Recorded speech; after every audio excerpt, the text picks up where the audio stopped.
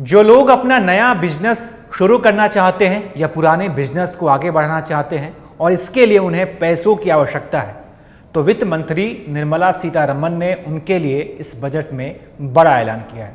जी हाँ, मोदी 3.0 का पहला बजट वित्त मंत्री ने सदन की पटल पर रखा, जिसमें कई बड़े ऐलान किए गए। वित्त मंत्री ने ऐलान किया है कि मुद्रा लोन की सीमा 10 लाख रुपए से बढ़ाकर 20 लाख रुपए कर दी गई है।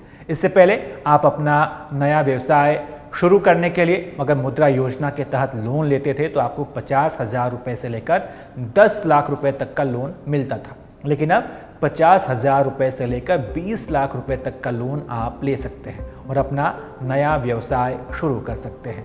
तो ये आत्मनिर्भर भारत की दिशा में एक बड़ा ऐलान कहा जा सकता है। Mudra loans. The limit of Mudra loans will be enhanced to 20 lakh from the current 10 lakh for those entrepreneurs who have availed and successfully repaid previous loans under the Tarun category. Enhanced scope for mandatory onboarding in TReDS. For facilitating MSMEs to unlock their working capital by converting their trade receivables into cash, I propose to reduce the turnover threshold of buyers for mandatory onboarding on the TReDS platform from rupees 500 crore to 250 crore rupees. This measure will bring 22 more CPSCs and 7,000 more companies onto the platform. यह loan नया business शुरू करने या पुराने business को आगे बढ़ाने के लिए लिया जाता है।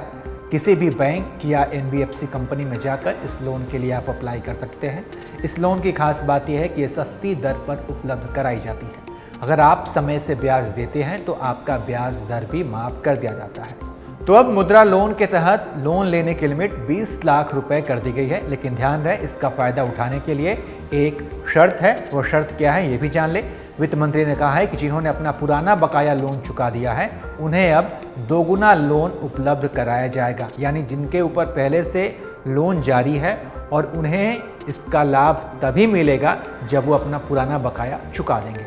तो मुद्रा लोन के बारे में ज़्यादा जानकारी के लिए आपको ऑफिशियल वेबसाइट mudra.org.in पर भी जाना होगा। यहाँ आपको जानकारी मिल जाएगी कि कैसे आप इसके लिए अप्लाई करना है और आपके पास क्या क्या डॉक्यूमेंट होने चाहिए। बाकी वित्त मंत्री के इस ऐलान पर आप क्या सोचते हैं, आपकी क्या राय, कमेंट कर बताइए और देखते रहिए ABP लाइव।